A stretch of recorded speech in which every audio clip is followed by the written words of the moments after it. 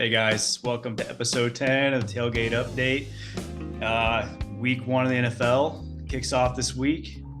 So let's crack open a six-pack and talk some baseball, huh? All right. Well, I need more than a six-pack today after all the stuff that happened on that field. I'll be drinking for celebration.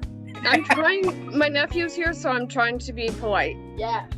Trying to maintain your composure.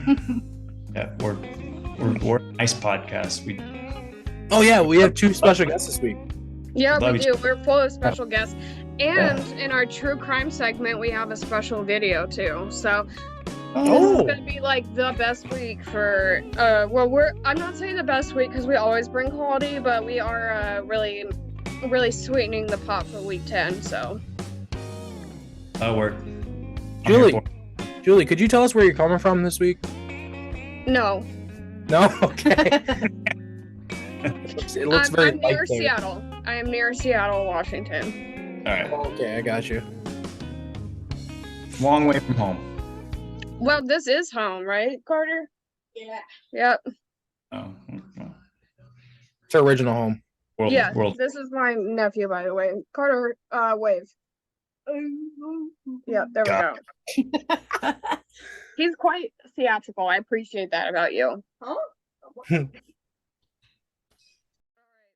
Strasburg and the Nats continue in their contract dispute since he has retired in year 4 of his 7-year contract that the Nationals failed to insure.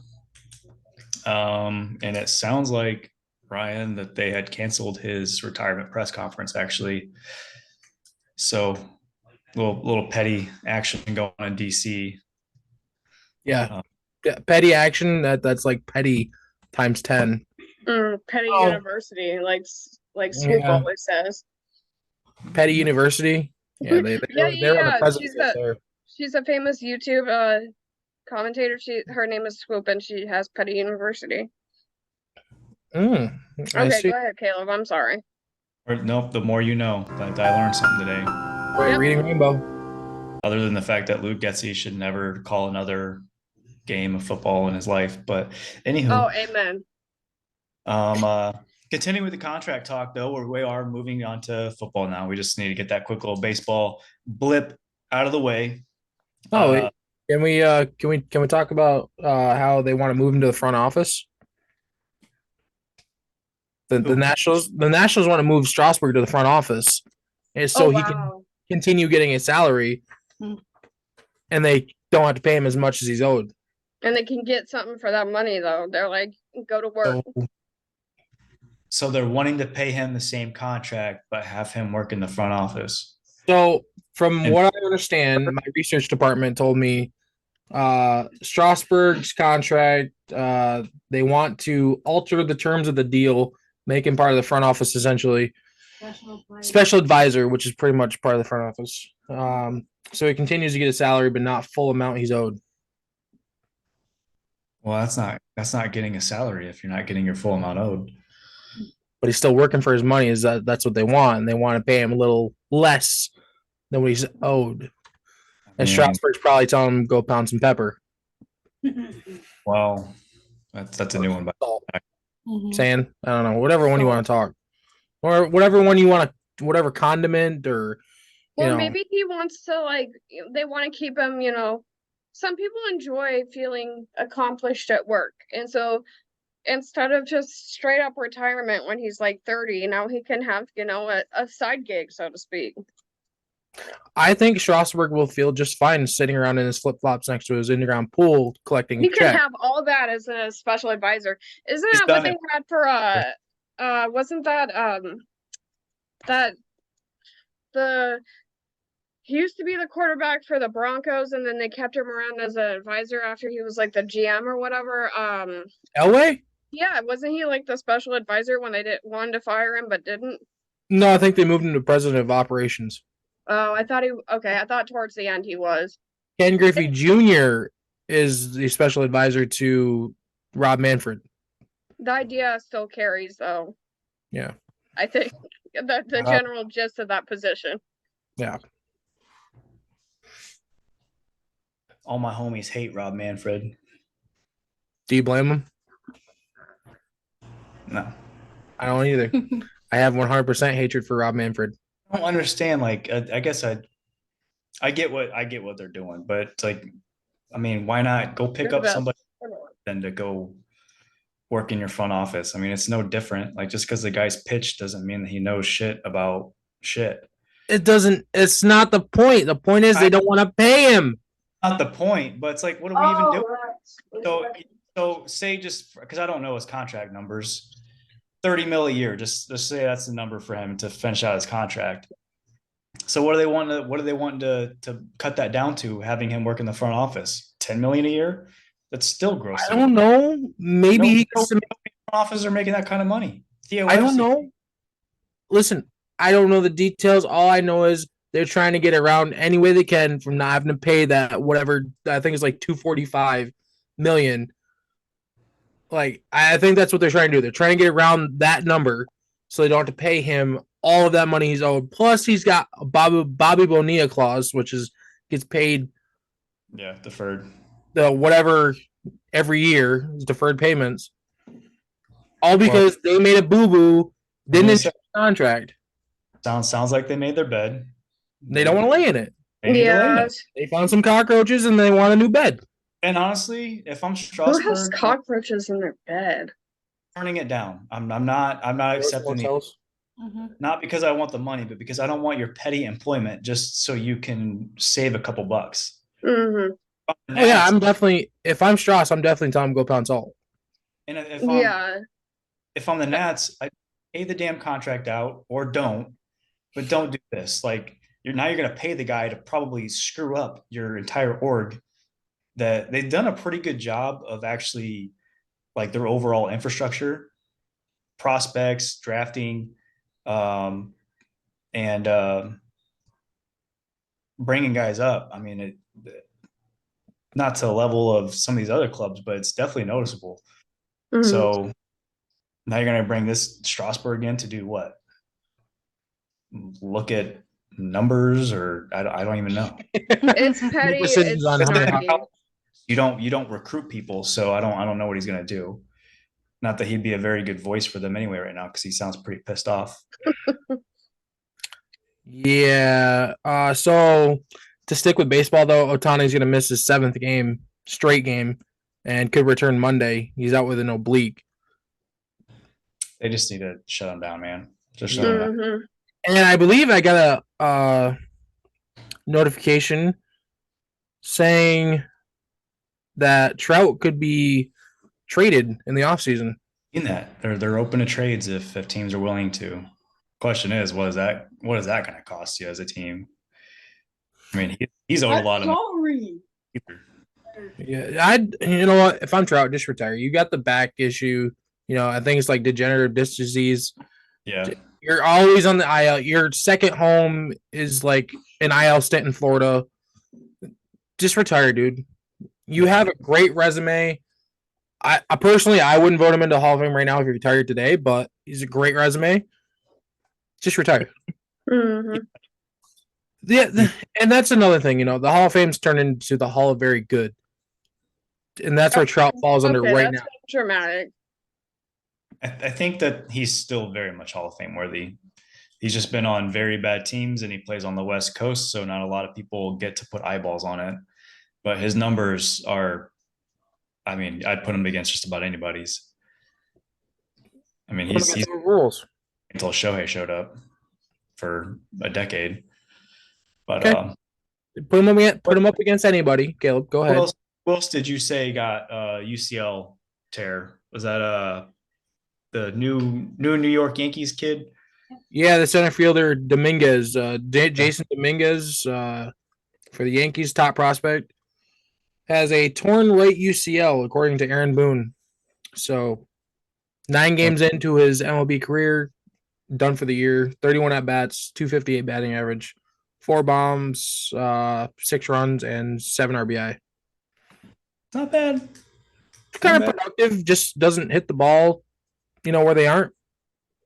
I guess 260 is okay. I mean, in today's league, I mean, you'll take that, I guess. 4 bombs, 31 plate appearances, and 31 plate appearances, 4 bombs. That's Well, a one at bats, over. so-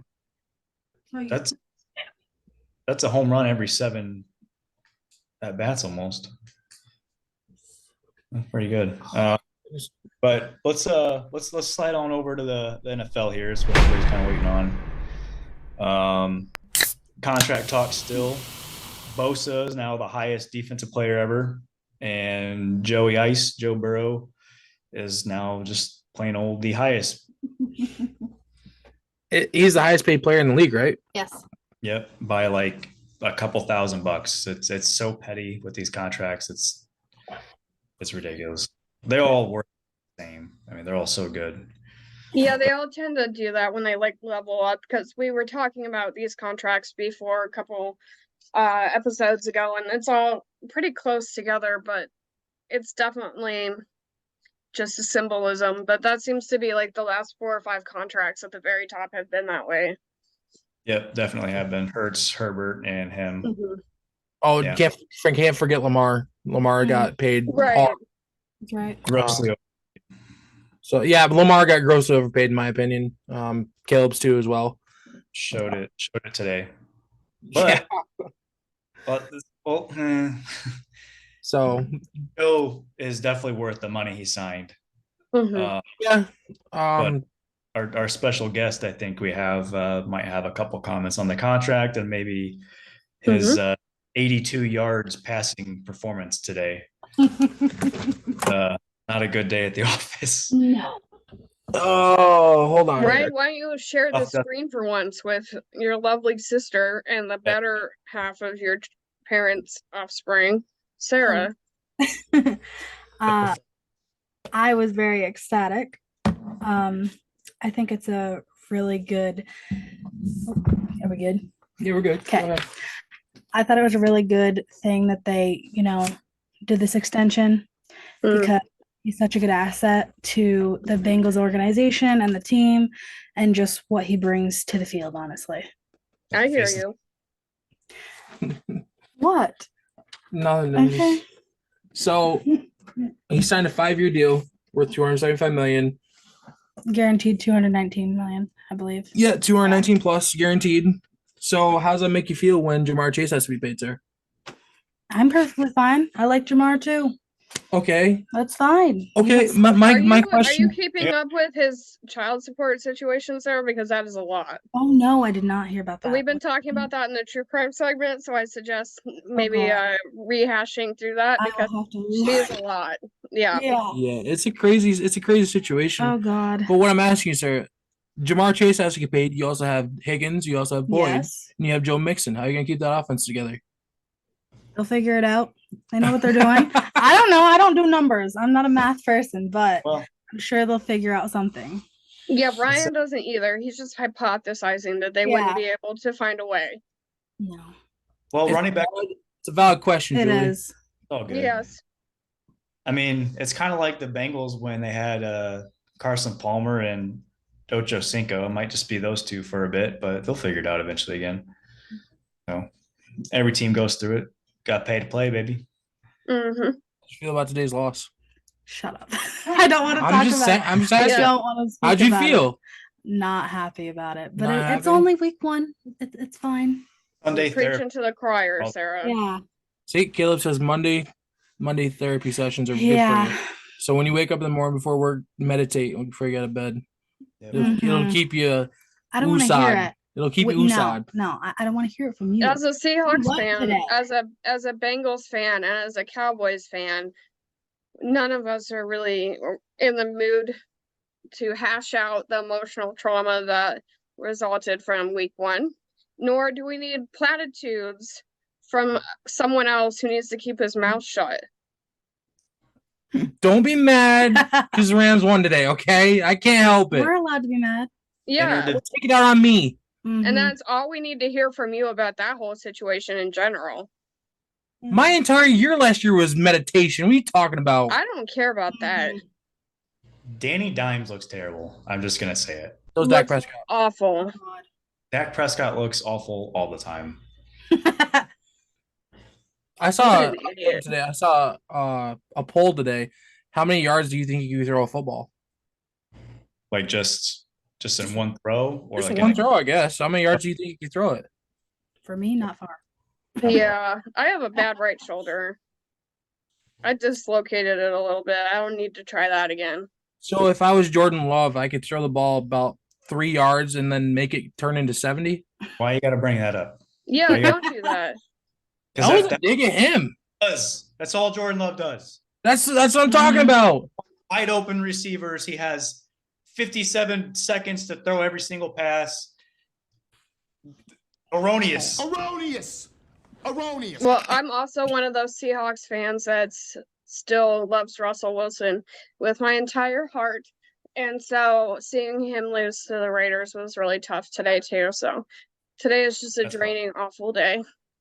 Losing to a job team is rough. Wow. So I was listening the other day, listened to the radio. And I heard a question come across the air. Which coach do you think is coaching for their job this year? Oh man. Oh man. Mm. I want to vote Brandon Staley, to be honest with you. Yeah, no doubt. I think so. McCarthy's gonna get McCarthy, more than likely.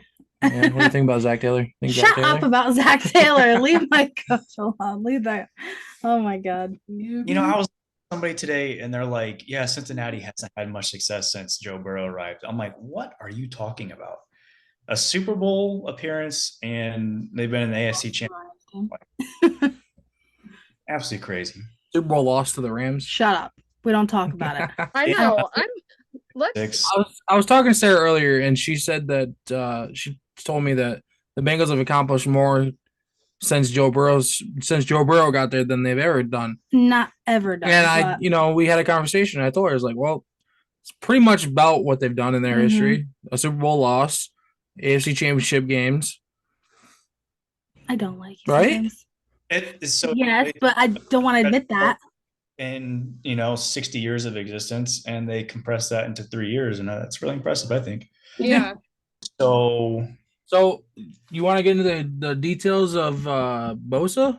No. Well, no one cares.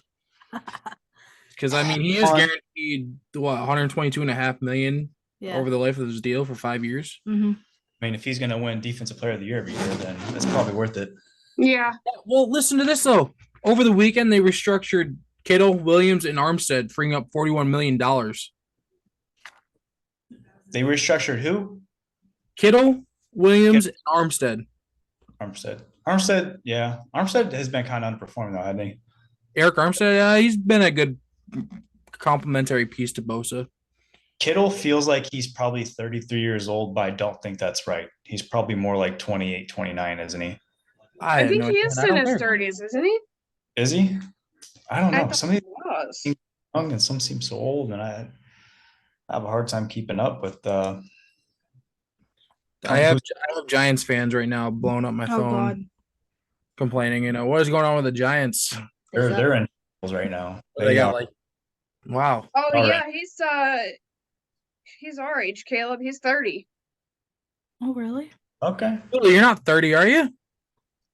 I said around our age, right, Carter? You say he is our age. Yeah. Women don't have to tell about their age after they hit a certain age, right? Yeah. That's true. Women say 26 their entire life.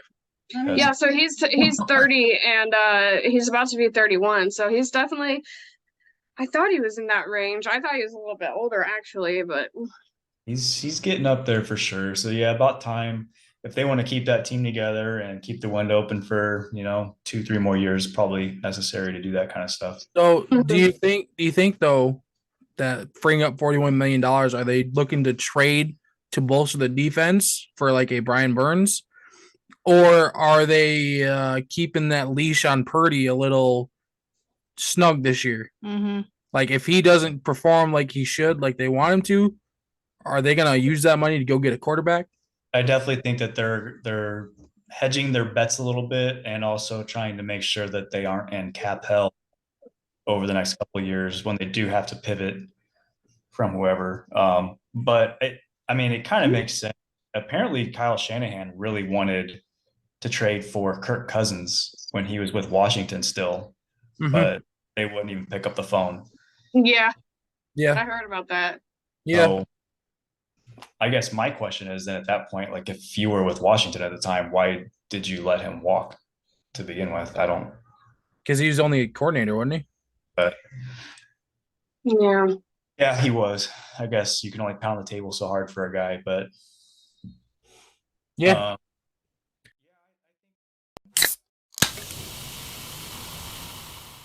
quarterback I think is still kind of unknown, and they're still kind of about the whole Brock Purdy thing, just given his Yeah. I mean, long. It's just he is Mr. Irrelevant, so it's kind of hard. Like, is this just a flash in the pan? Like, what's going on? yeah. And as a divisional rival, I get to kind of hone in on the Niners a little bit more. And I've always felt the Niners are just a quarterback away, to be honest. They have been. They really have. They're a quarterback away from getting a ring. I mean, they were close. And if they had anybody above, like around Russell Wilson's tier and above, I think they would have won a ring. Oh goodness, if they had a Russell Wilson for the past decade, they would have won. They'd have been running a train to the West. Mhm. I honestly feel like that. Yeah, if they had, I don't even want to say Aaron Rodgers, but if they had Aaron Rodgers, Oh, definitely. Yeah. from like 18 to, Yeah. Does anyone else hope that he like totally crumbles tomorrow? No. Yeah, he needs to go on a darkness retreat again. Just Yeah. the Packer territory, I want them to feel some kind of way tomorrow. So I hope he could throws like 17 touchdowns. I hear you. I hear that. All I have to hang on to, Julie. No, I see your Is that point. why I I don't did mind it? it. Down bad. You hear that, YA Tittle? Your records are going to be shattered. Yep. Twofold. 17 touchdowns coming at you. A. Rodgers. I just don't like the Jets in general, but I understand that concept. Yeah. I'm not a big Jets guy either. I think it's pretty much a poverty franchise, but they've struck gold. So Can we just talk about how the Cowboys got 16 points in one quarter? When did that happen? So What is going on? A blocked field goal. And pick six. That is rough. No, it was a blocked field goal kick. That is hard because and the offense has put up 3 points. Yeah, as a Seahawks fan, I feel like this one would sting a little bit more because it is a lot in the first quarter. So, since we're on the topic of football, we should probably talk about some injuries, huh? Yes, absolutely. Besides my hurt feelings, yes. Besides your heart, Yeah. your hearts. Plural. All of us. Cooper Kupp's on the IR now. Yes. Yep. Cooper Kupp's on the IR for at least 4 weeks. Can we just pour one out for J.K. Dobbins? Yeah. You pour me. I'm not going to pour anything out because economy, but in theory. Yeah, for sure. I agree. Mentally, we'll pour something out. Pour one out for J.K. Dobbins. Achilles Day out for the year. Was that on his touchdown run that happened? No, it was actually later in the game. He caught a pass coming out of the flat. Or no, he did a route where he faked the block and then he broke through the line, did a out route, and Jackson hit him and he got tackled and rolled his ankle up, and it just kind of tore it there. So it's Lamar Jackson's fault. No, it was the tackle that got him. His ankle got caught up. What happens if you don't push the ball down the field, Lamar? It was a red zone pass, so I can understand. Overpaid. Anywho, also bad on both sides of the ball for the Ravens. Marcus Williams, a feared torn pec. Is that what you said, Julie? Earlier, I think that's what we said. I believe that was it. That's a deal breaker for the year too. So right off the get, and the Ravens, I just feel like are notorious for having running back health issues the past probably 4 years or so. And it was a pectoral muscle, just saying. And he's going to get an MRI right away. A Rappaport report. So we'll get an understanding of like how long and what what everything looks like soon. Yeah, that's if it's torn. I mean, he's done. That's game over.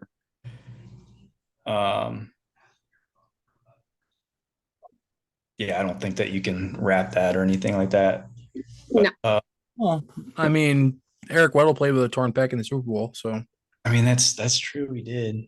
Okay, but Jack Youngblood played with a broken leg, but that doesn't mean that we advise that or that it no, ends up well. I'm just saying, like, yeah, maybe he misses 10 weeks or so and comes in with a that harness deal. Sure. Maybe. I don't know. Trying to look at glass half full for old Ravens country here, but it's I don't know, man. They just need like a new training staff or something. I don't know what the deal is.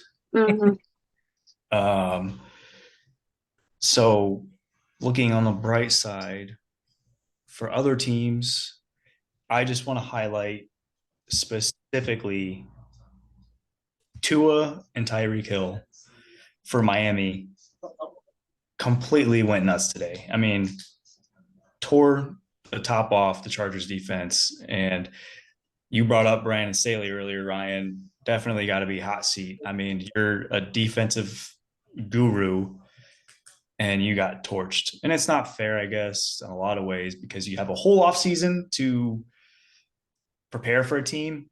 But at the same time, they pretty much are the only offense that didn't look like, I don't know. I want to say hot garbage, but I mean, I haven't watched any other offenses that looked worth anything today. And you got Tua and Tyreek out here just doing whatever they want to the Chargers. So the Niners offense is the Chargers. Niners offense, okay, they did look pretty good against what I thought would be a formidable Pittsburgh defense. Yeah. Hey, I told y'all. I don't like it. I don't trust it. Pittsburgh, I don't trust it. I don't trust Pickett line. I don't trust Tomlin this year. I just don't. You might be onto something. Yeah. Well, I mean, the Rams offense looked good for a hop. Yeah, we won't talk about it. We won't touch there. But the Rams offense looked good for about a half. Maybe like 2.5 quarters, maybe. Okay. The Niners offense looked pretty good. Pretty much it off the top of my head I can think of. Green Bay looked pretty good. Yeah, but they're just playing Chicago, so I mean. And I'm trying to be like. Yeah, don't bring out the zingers right now because that's fighting words. Trying to be even keeled journal right now. It's just week 1, bro. It's just defensive front. We talked about the empty platitudes earlier, Ryan. We did. It's just week 1. It is. Shut up. It is just one game. When there's so much anticipation going into your biggest rival, it stings. But you can only let it be one game. That's all you can let it be. But I'm looking forward to the Twitter reactions. Green Bay offense did look good. It was pretty much a one-man wrecking crew, though, with Aaron Jones getting out. Jordan Love had forever and a half to throw the ball, and that in turn means that wide receivers are getting wide open, even though they're missing Christian Watson. They do have a lot of speed. Love Jaden Reed. That was probably their best draft pick coming out of Michigan State. Big time. Speaking of Michigan State, detour. They have fired or suspended without pay their head coach for some internal issues and an ongoing investigation. Julie, you'd be interested in it. But yeah, Packers, who we say, LA Rams, Chargers offense looked good too. I mean, they put up 34 points. Let's not forget about it. And then the Dolphins and Niners. That's about it. Let's just really honor the Dolphins right now. And let's just leave all the other offense off the table for the moment. But what I was thinking of based on an ad that I saw was what happened to Bama yesterday. Texas is back, baby. Longhorn country. No, that is something that I want to glory in for a minute. All right. Mm-hmm. And Escalade. Love it. Hey, can we just take a moment though, Caleb, to shout out 2 things here? The Seahawks run defense was absolutely stellar today. I don't want to talk about it. Caleb, I'm, go I'm, ahead. No, Rushing no. is it good otherwise? I don't even want to go there. I'm just saying their rush defense was absolutely stellar. Their rushing We'll talk about it offense. next week. Okay, got you. But also Baker Mayfield coming in and like slapping Minnesota. I told Thank you you. all. That was big stuff right there, Baker. I saw a couple of them throws. Woo. Hey, Minnesota is who we thought they were. Okay. Mhm. Yeah, And the I tried to crown him. and I not tried- let R.I.P. Denny Green. Yeah, I tried to Y'all crown know I love Minnesota. Baker Mayfield. I knew he had it in him, and y'all should have known too. I just didn't know around him, like what was around him. I didn't know. You Yeah, know? well, I mean, since Chris Godwin, I mean, he's got plenty of weapons. Let's not pretend that he was ripping the ball over the field, No, but he did. but he did what he needed to win, and that's all. And I heard, I heard Mark Sanchez and I think it was Brandon Godden. They were doing the Seahawks and Rams game. They said week one. What we know about week one is a liar. Always, almost We all the already time. talked about this, Ryan. Boundaries. I'm just saying. So we don't know if that's going to continue to happen. We don't know if it, what's going to happen post week one. So that's good news for the Seahawks and Bears, Julie. Yeah, Yeah, I just don't Week feel like one. talking about it with Ryan. That's all. That's what that means. I have not rubbed it in your face once, Julie. So what I have to do here is I'm the mediator. I have to basically translate what Ryan says and then bring it to Julie in a lighter format at level as a fellow loser today. So it's what gonna was the next? I'm hearing it. I don't want I to need hear another. I need to Would you like to crack join in open too? another cold one, Caleb. Where are we at? Would you like to join in too, Sarah? I'm not done with Shut up. Sarah would like There's to. a lot of butt hurt. No. Yeah, we'll Yes. say. I'm happy to be part of it. Sarah wants to join the Losers Club. Can you tell her the password? You know what? Yeah. No, Sarah's in her circle. That was never a question in this situation. She understands we can all have our hurt feelings together and mutually despise Ryan at this time. Yes. Dallas Don't maybe- live near him or with him. Mm. Dallas might win this game, but their offense looks terrible. I mean, Terrible. It always will. As long as Dak's running the offense, it'll always look terrible. and that His wasn't even, girlfriend is beautiful though. man. Oh my goodness! How do you drop that? That's all I'm saying. It wasn't even his fault, but he just Oh, absolutely. shout out Puka Nakua today and Tutu Atwell. What a loser. Nakua dropped that ball twice. Like it was like he was like he didn't realize that was his job or something to catch it. He was like, "Oh, I'll just clap my arms around the air where I thought it would be at." What a loser. He still finished with like I 9 don't catches for care. over 100 Okay, yards. Caleb, see, we're not going to do that well if he keeps this up. I'm just You- saying. the door open for him. I'm sorry. They- Now that we're talking actively about the Giants and Cowboys, it kind of ruins my last part. But yeah, I was legit. Hand up, me being an honest guy, Caleb. I was gonna pick the Giants today, Me too. so I need to be better. Clearly, I don't think but- anybody would have predicted that they would be the score at this time. I don't think anyone would have imagined that. given that the offense for the Dallas Cowboys has only put up 6 points, yeah. And I mean, most of the games this week were not like it did not have this many points this early on anyway. Like, and have it be a blowout. Like, this is an unusual score for any game, I would say. Yeah, I agree. How you guys feeling about Jets Bills tomorrow? What's the Well, I'm not a huge Jets fan, and I was like, I don't mind seeing them burn, but when you pointed out that it would be sweet revenge against the Green Bay Packers to have watch their former quarterback win, I've kind of rethought my stance, and I am now open to that possibility. Really, that would be quite lovely. So, I guess the Bills. I don't really have a problem with the Bills. I like the Bills a lot, actually. As a team, I love Josh Allen. I love Stephon Diggs. Gabe Davis. and Micah Hyde are fun to watch. A good one.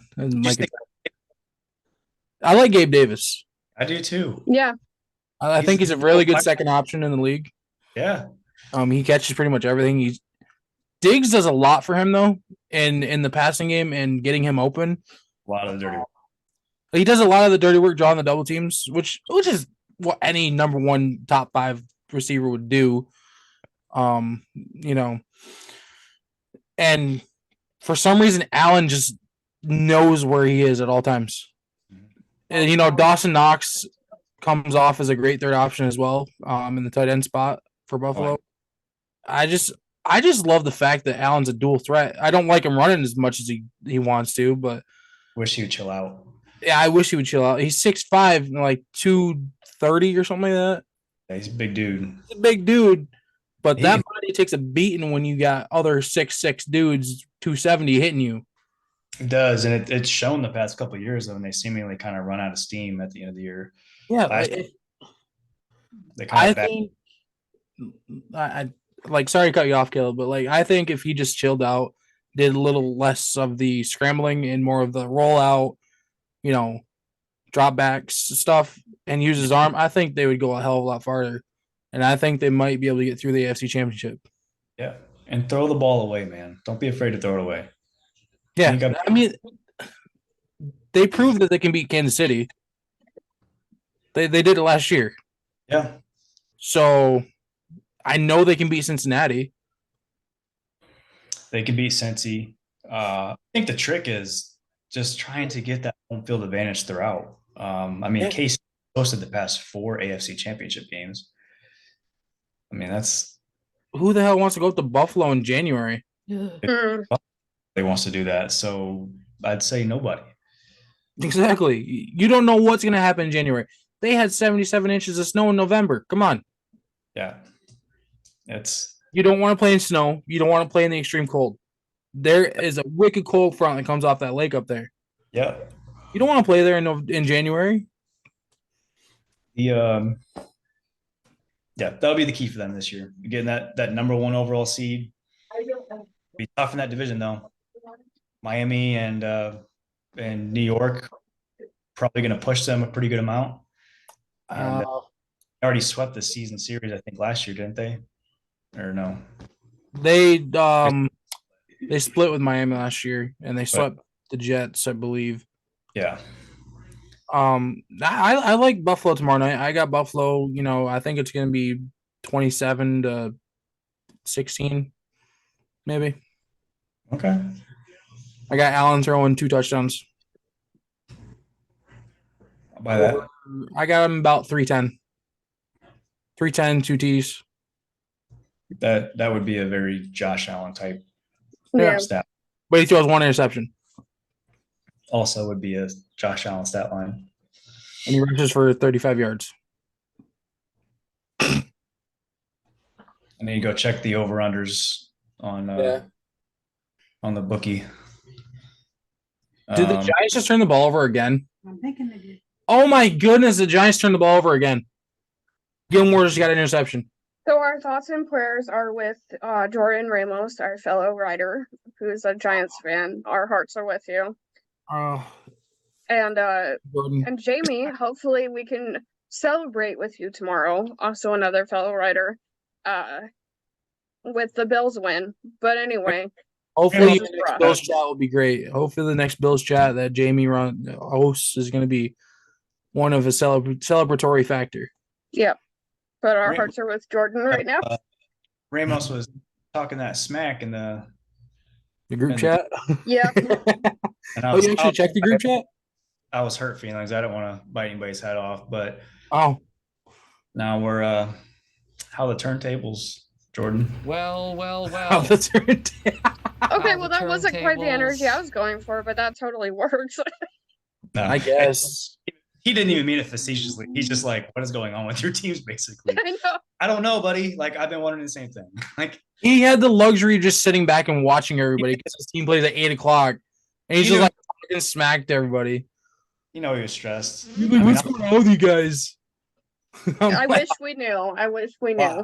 I'm just glad he didn't take a shot at the Rams. I was like, dude, I don't know what's going on. We're talking about micro. Dak just The Rams is more like a macro issue. We'll see what happens. on another note, Dak Prescott missed CD Lamb, who's wide open. Color me shocked. It's raining. A little high. Yeah. Oh, never mind. They get a free first down. Not bad. Okay, well, since our fans will also have been able to watch the game, maybe we should stay on track. Yeah, I hear you. That wraps Isn't, up. isn't hockey coming up soon? Hockey does start in October. Yeah, my sister is a Devils fan. You care to give us a little reaction to how you think the Devils season is going to go, Sarah? I think it's going to go pretty well. Mm. I mean, think it's going to go pretty well. That's yeah. I don't know. What else am I going to say? What's pretty last well? season we did pretty good. What's pretty well? Do you think he can get playoffs? past? You think he can get past the Canes this year? Hopefully, yes. You think you can get past the second round? Yeah. Maybe not fall behind the series 2-0. Yeah. Okay. Why not? That'll help. They don't. Find a better goal. Those are all good steps. Hey, leave Schmidt alone. He's the best one we got. Don't fall 2-0 in the series. That's a Yeah. good. So what are you thinking? What do you think is going to be pretty well? What do you think? I think we're gonna make it to playoffs again at least. What's your prediction? You think you have what 35? I don't wins? know. I feel like making I don't know the numbers. Whatever happens, happens. I just watch. There Yeah, you go. Brian, not everyone needs to like Not have everyone gets so everything in a into it. certain response that makes sense to you. Like, for example, I never predict the scores of a game that I haven't seen yet because it feels pointless. Okay, so don't make her sit here and count out how many games because it's dumb. Let her follow the season and then she'll figure out as she goes what it looks like. But she's not a sports writer. She doesn't have to pretend to make it look like a certain format. So I think going well sounds great. Thank you. And we've identified a few things that we would prefer to avoid in the future. And from last season and playoffs is where they're headed, huh? At least my team made it to the playoffs. Yeah. Ooh, Ducks didn't even get in. Ducks haven't been there in 5 years. I know. Amen, bro. Oh my gosh. Just gets worse and worse for the Giants. Carter, Yeah. have you ever seen a train wreck happen right in front of your eyes? No. It's right here. I thought the Giants were supposed to be like a heavy favorite to win the division this year. Well, apparently not. This is an active train wreck happening before your very eyes with casualties, but mostly just emotion. Yeah, This- 25-0. I'm telling you now, if this game was to happen during the 4:00 hour, they would It definitely switch it to another game. It's a literal train wreck. For your viewing benefit, we'll switch to a more competitive game. We have They're some questions that the fans were asking last week, right? For our Would You Rather segment. Yeah. Let me pull them up real quick. Is that where we're at, Caleb? I didn't want to rush through the that's- 6-pack, but I That's thought where that was we're at. where we're... Okay. Finished up our 6-pack. Okay, and don't We forget, probably- you can comment a question of would you rather in the comment section of our videos after you like and share and subscribe. So, you guys want to get started? Do it. Absolutely. All right, we have 3 questions from our viewers from last week. At Devin Dowling 689 says, would you rather be starting quarterback for the Cleveland Browns or starting center fielder for the Cleveland Guardians? Browns, the quarterback, because I'm not a massage monster. And we all need a quarterback who's not one of those. What do you say, Sarah? Browns. Browns? Yeah. Why? Because I don't know who the other guy is. I don't know who the other guy is. Well, at least you're bold enough to say that, Sarah. I appreciate your honesty. I barely know. I honestly, I would retire. I would retire if either of those were my option. Not the best decision, but I guess I'd go quarterback too. But I don't know. Being center fielder wouldn't be bad, man. You sit out there in that field and just kind of, got some seeds in the back pocket, and you're just got sunnies on, and you're feeling good, and you really ain't got. You realize you're the closest to all the scummies in the stands that are calling you all sorts of names, right? Yeah. They might throw you down a glizzy or something, though. I don't know. How warm is it? Is it hot out there? Am I gonna need some sunscreen, or can I just kind of bask? It's July. It could get hot in Cleveland for sure. It's not hot everywhere. Like, I mean, I think we could have a little time in the sun over here in the outfield and have it be pleasant. Goodness gracious. Okay. That actually sounds really appealing the way that you're phrasing this, Caleb, but I also think we need role models who don't. Way less pressure.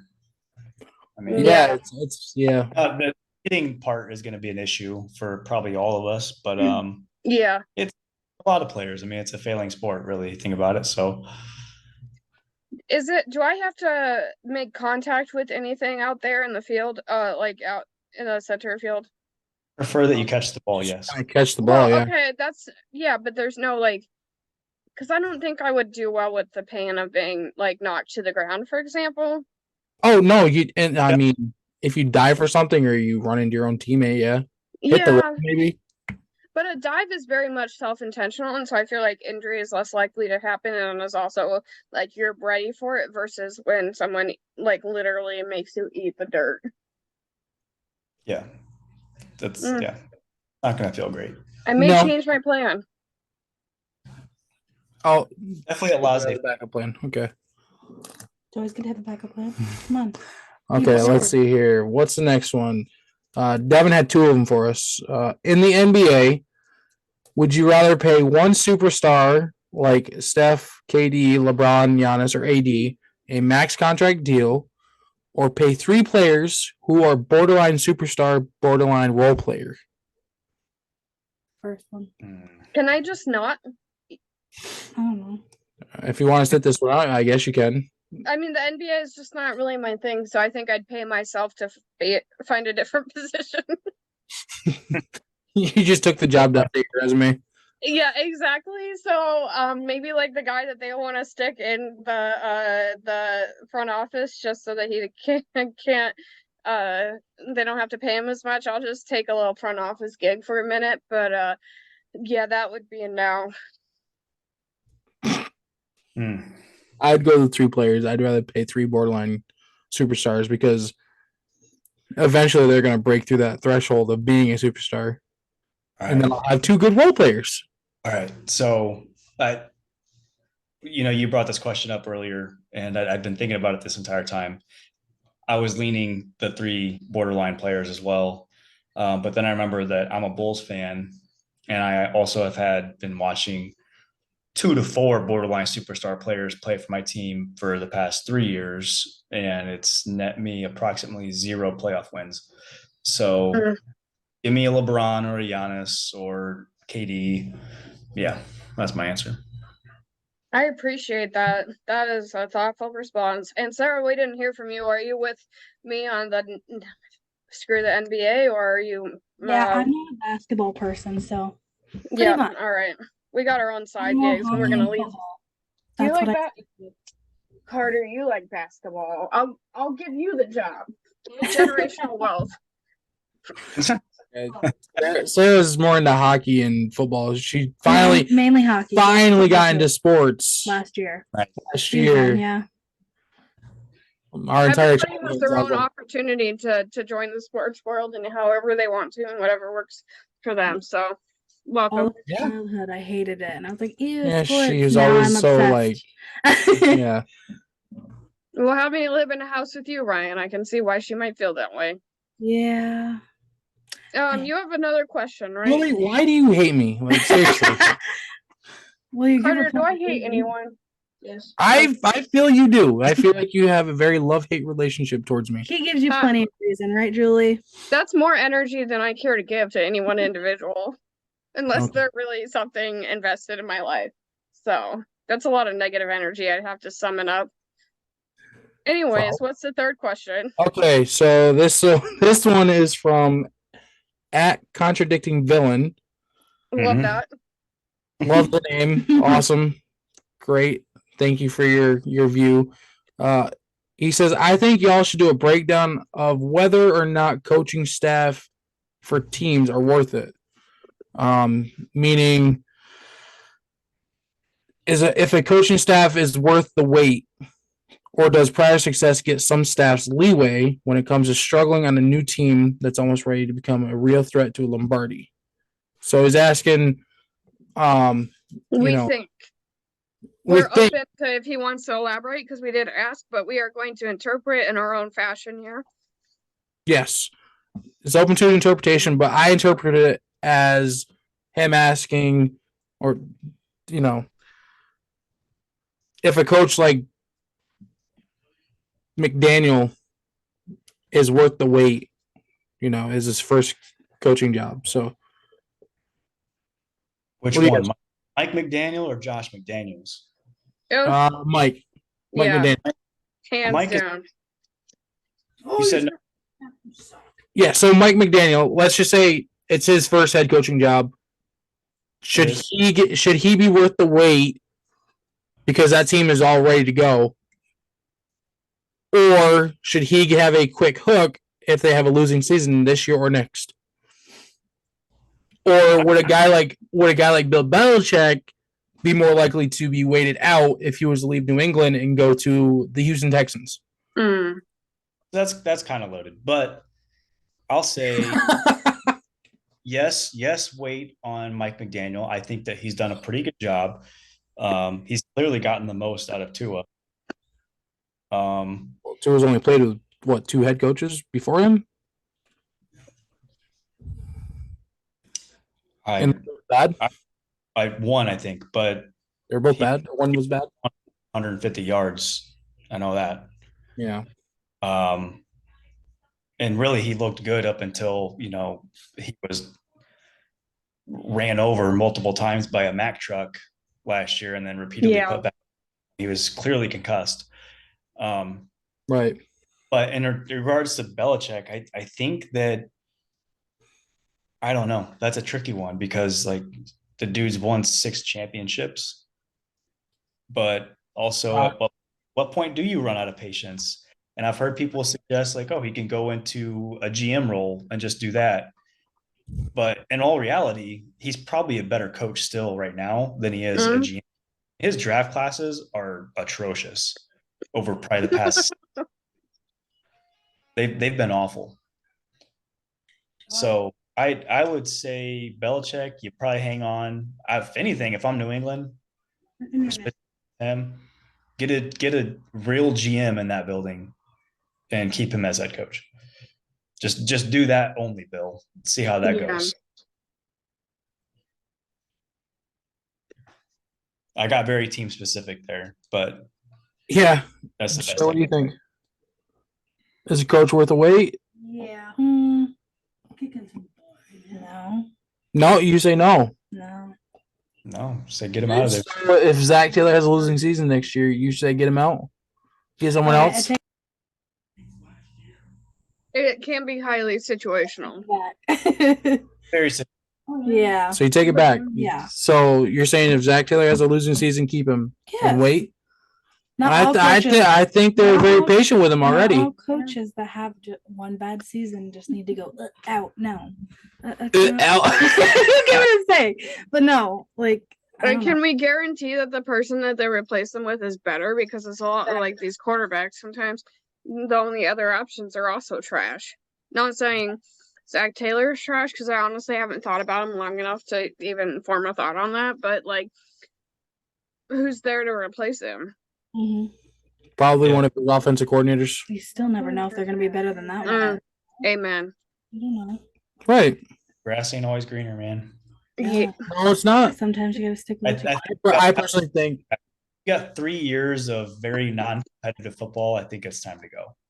so. Jeff Fisher hung around with the Rams for way too long, going 7-9, 4-12. 8-8 King. Yeah, 8-8. I don't even think he went 8-8. He went 7-9 a lot of years. 7-9 a lot of years. And then he got fired the year he said, "I'm not going 7-9 this year." He was right. He went 3-10. He wasn't lying. He wasn't lying. He told you. I'm not about to win 7 games. So I mean, where's the lie? was no lie. And he's not he doesn't have no liarrhea. I'll tell you that. No. Told the truth. So I have, that personal vendetta against coaches stick around longer than they should. So if you have multiple losing seasons in a row, I don't care how good the team's going to be getting, you need to go. You know what I mean? There's a culture aspect to it for sure. Right. And if you're looking to turn things around, and you've already had a coach that's been there for 5 years and you've done nothing but lose, but you've been sort of competitive, culture change needs to happen. You need to give them the hook, get somebody else in there that's better, or culture wise better. Might not be as good as a game planner, but I mean, Packers that with Mike McCarthy. I mean, sometimes the voice just grows stale. I mean, it's not like college constantly rotating guys in every 2 years or 3 years, right? And guys hang around for a while. So, yeah, right. I definitely gets to a point where it's like, all right, pull the plug. Yeah, and you've seen that with Dallas. Jason Garrett got the plug. Yeah, got the hook because it fell on deaf ears after a while. Not the fact that he has a garbage quarterback and a senile GM, president, and owner. That's yeah. But and a lot of to me, I think coaches get the brunt of the criticism when sometimes it's the front office. Coaches become shields for the front office, and it gets a little ridiculous sometimes. Yeah, I hear you. The front office isn't putting a winning team on the field, and the coach is expected to pull a miracle out of his rabbit hat. Yeah, and win 17 games. Oh, you should be winning the AFC North with this roster. You're a good coach. Well, okay, I came from Tampa Bay, who had a tremendous quarterback and a great defense. I don't have that here. I can only do so much, So yeah, I'm kind of mixed on it. But I do believe the coach needs to be getting the hook if the culture is bad and he's not winning. It's so situational. I would never have like a specific number of seasons or how bad a loss needs to be. I think it absolutely depends on the person. But yeah, in general, I would lean towards patience. Yeah. I think that there can be something said for being patient with, because I mean, you don't want a constant revolving door of coaches coming through. Chicago's did that pretty much since they fired Lovie Smith. Jacksonville. And not been a good product. I mean, you only have one playoff appearance in that time. So yeah, you don't get a good feel. You don't get a good, culture revitalization and stuff like that. And it's just, I've seen the Rams do it. I've seen, Chicago, Cincinnati. Who else? I think San Francisco is going through it at one point. The Giants have gone through a lot in the last couple of years. Yeah. And now a couple of those teams actually found somebody that turned that culture around, knows how to coach, and has done well. Buffalo went through it for a while. Buffalo, a long time. They went through it for a long time. Finally getting, rewarded. But, yeah. I think the Jets have been going through it too. The Broncos as well, right? Broncos had a coaching thing, but I mean, obviously, I love Peyton, and hopefully he's a good fit there and will stay there for a little while. But I mean, I've been lucky to have Pete Carroll, and he's been solid since as long as I can remember.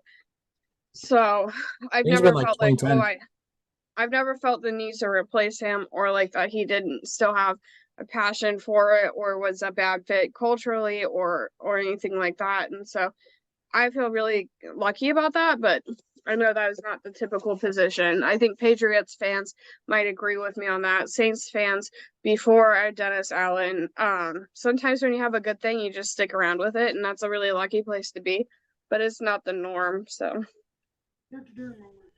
yeah. Good answer, Julie. Good answer. You talk about King of the Nate was Marvin Lewis. That dude. So this is what? This is year 3 of the 17-game schedule, right? I think so, yeah. How you guys feeling on it? I miss 8-8. I miss 8-8 too. Yeah. I like 16 games. What do you think? How do you feel about it? Oh, you don't care? Okay. I don't know. She don't care. No. Sarah hasn't been a fan that long, so it's not super Exactly. impactful. Oh, I know. Yeah, I know she didn't have the feel of 8-8 and 16 games. I don't like odd numbers. I hate odd numbers. It doesn't. Yeah. That's what I hate odd numbers. I'm an even guy. Mm-hmm. Well, man, you can always sit there and hang your hat on like we weren't below 500. Right. Like, man, 8-8 looks a lot better than 7-9. But now it's like you're either 9-8 or it's like yeah. Here's one for you. Here's one for you, Caleb. Here's another. Would you rather? Would you rather have a Bill Parcells type of coach, hard nosed, get after you, or would you rather have a kid gloves, Mike McDaniel's player coach? Give me Bill Parcells, man. I love Bill Parcells. The big tuna. Love him. I love that mentality. That's what football is made of. Like that's football to me. Not all gimmick BS. I hate it. Yeah. Fun to watch. I mean, it's fun to watch a bunch of scoring and stuff like that. Yeah, give me that just head coach losing his freaking mind. Mike Ditka and Jim getting after it on the sideline. The Bears. Mm-hmm. The Bears. You just don't see it these days. What about you, Julie?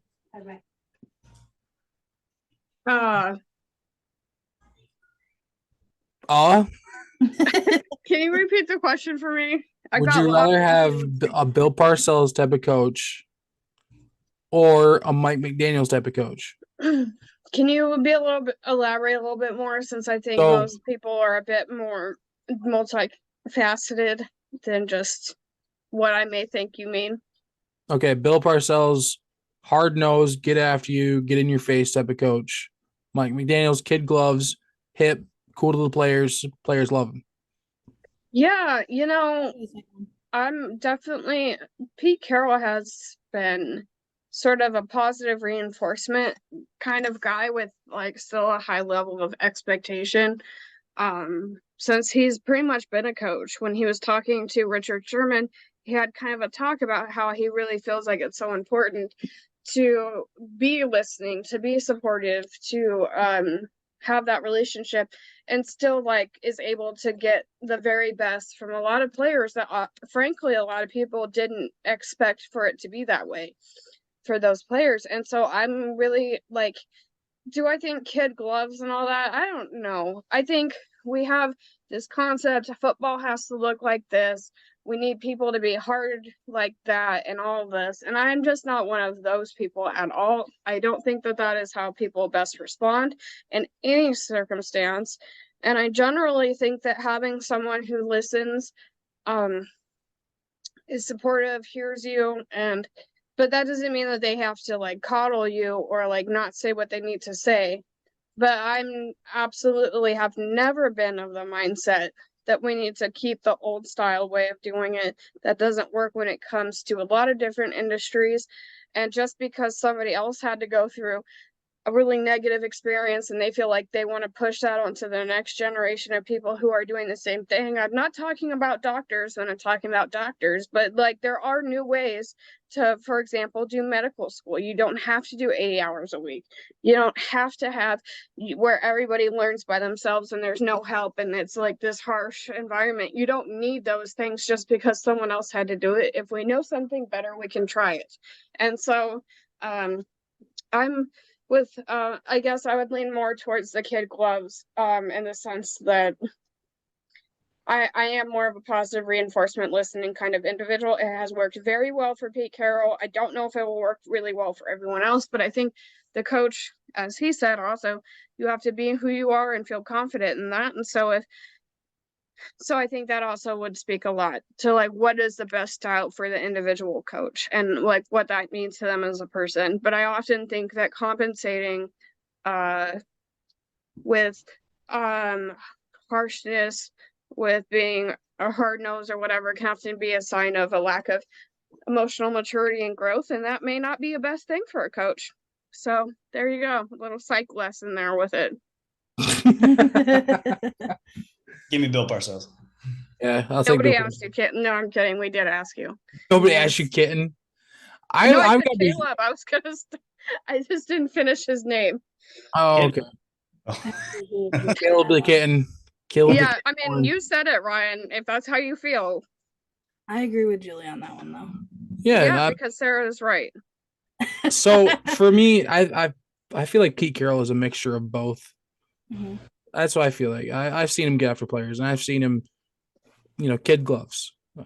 It So- sort of feels like it's whatever works for that individual person too. He is able to like sort of meet that person where they're at, and then Yeah. also like, and sometimes people need different things at different times. But often when you have respect for a person, for your head coach, for example, you want to do the very best, and so you're harder on yourself often than anyone else could be. And so that's kind of what I feel like is that he inspires people to like ride themselves. So he doesn't often. Yeah, he kind of definitely relies on, I'd say, the locker room to police itself in that manner. And then he just does the instructional schematic.